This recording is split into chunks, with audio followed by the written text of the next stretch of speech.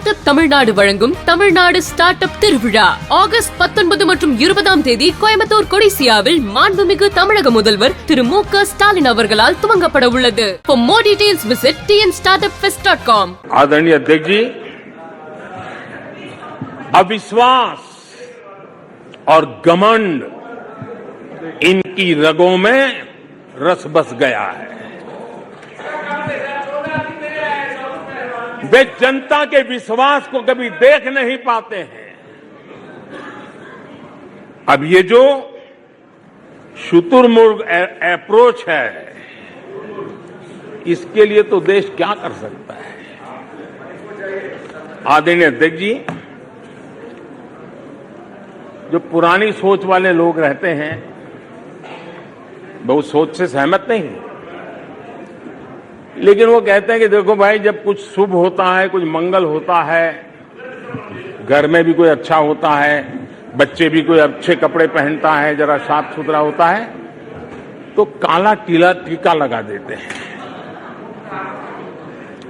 आज देश का जो मंगल हो रहा है चारों तरफ, देश की जो चारों तरफ वाहवाही हो रही है, देश का जो जय जयकार हो रहा है, तो मैं आपका धन्यवाद करता हूं कि काले टीके के रूप में काले कपड़े में निकल के सदन में आकर के आपने इस मंगल को भी सुरक्षित करने का काम किया है। इसके लिए भी मैं आपका धन्यवाद करता हूं।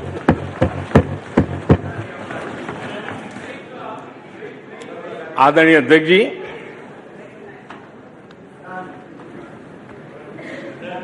पिछले 3 दिन से भी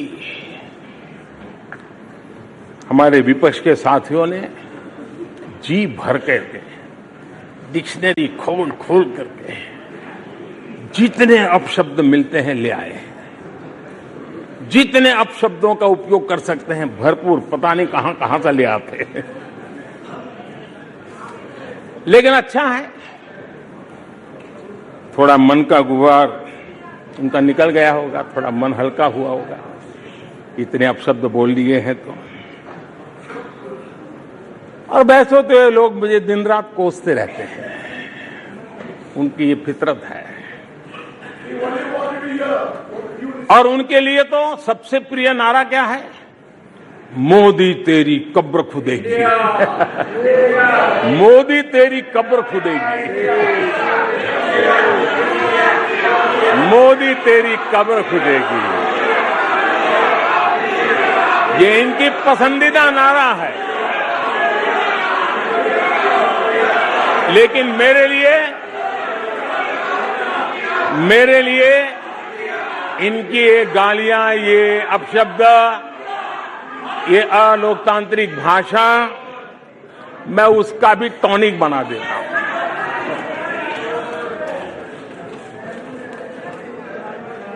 और ये ऐसा क्यों करते हैं और ये क्यों होता है, आज मैं सदन में कुछ सीक्रेट बताना चाहता हूं।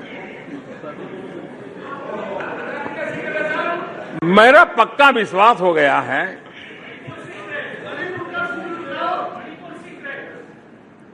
कि विपक्ष के लोगों को एक सीक्रेट वरदान मिला हुआ है। हाँ,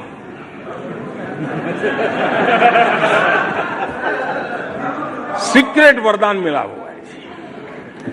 और वरदान ये कि ये लोग जिसका बुरा चाहेंगे उसका भलाई ही होगा।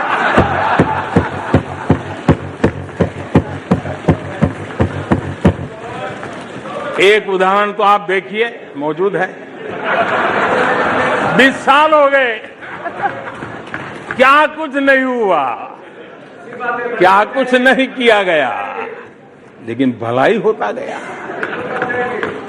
तो आपको बड़ा सीक्रेट वरदान है जी। और मैं 3 उदाहरण से ये सीक्रेट वरदान को सिद्ध कर सकता हूं जी। आपको ध्यान होगा कि इन लोगों ने कहा था बैंकिंग सेक्टर के लिए, बैंकिंग सेक्टर डूब जाएगा, बैंकिंग सेक्टर तबाह हो जाएगा, देश खत्म हो जाएगा, देश बर्बाद हो जाएगा, न जाने क्या क्या कहा था। और बड़े बड़े विद्वानों को विदेशों से ले आते थे, उनसे कहलवाते थे, ताकि उनकी बात कोई न माने तो शायद उनकी मान ले।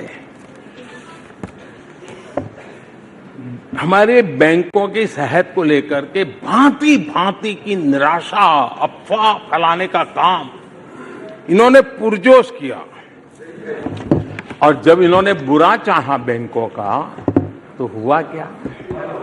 हमारी public sector banks net profit 2 गुने से ज्यादा हो गया। इन लोगों ने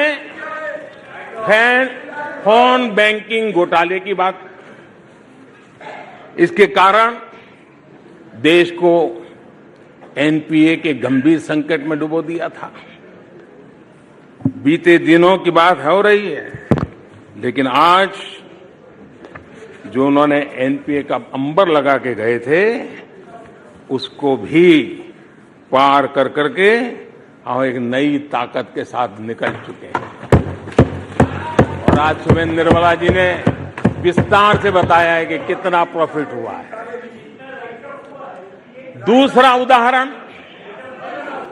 हमारे डिफेंस के हेलीकॉप्टर बनाने वाली सरकारी कंपनी एचएएल, ये एचएएल को लेकर के कितनी भली बुरी बातें इन्होंने करी थी। क्या कुछ नहीं कहा गया था एचएएल के लिए, और इसका दुनिया पे बहुत नुकसान करने वाली भाषा का प्रयोग किया गया था। और एचएएल तबाह हो गया है, एचएएल खत्म हो गया है, भारत की डिफेंस इंडस्ट्री खत्म हो चुकी है। ऐसा न जाने क्या क्या कहा गया था एचएएल के लिए। इतना ही नहीं, जैसे आजकल खेतों में जाकर के वीडियो शूट होता है, मालूम है ना? हाँ? खेतों में जाकर के वीडियो शूट होता है हाँ।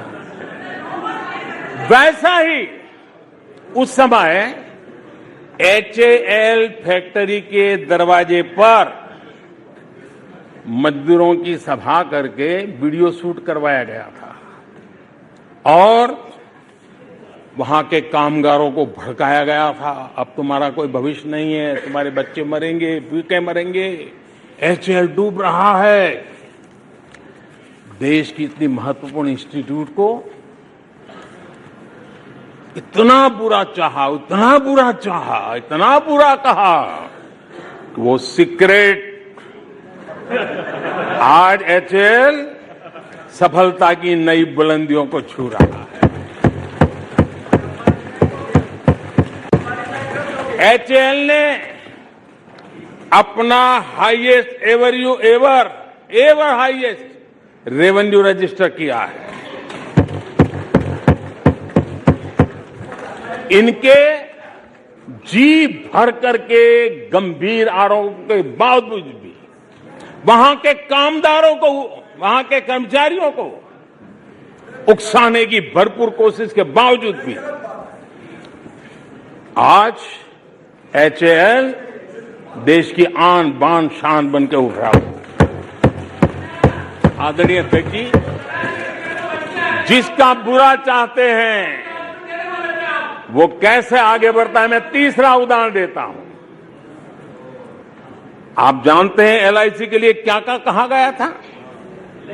एलआईसी बर्बाद हो गई, गरीबों के पैसे डूब रहे हैं, गरीब कहां जाएगा, बेचारे ने बड़ी मेहनत से एलआईसी में पैसा डाला है।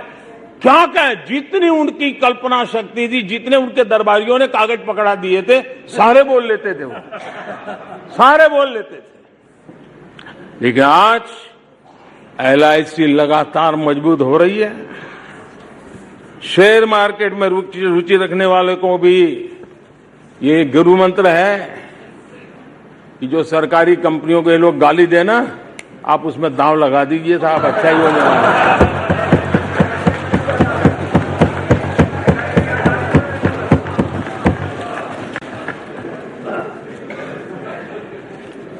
स्टार्टअप தமிழ்நாடு வழங்கும் தமிழ்நாடு ஸ்டார்ட் அப் திருவிழா ஆகஸ்ட் 19 மற்றும் 20ஆம் தேதி கோயம்புத்தூர் கொடிசியாவில் மாண்புமிகு தமிழக முதல்வர் திரு மு க ஸ்டாலின் அவர்களால் துவங்கப்பட உள்ளது. For more details visit tnstartupfest.com.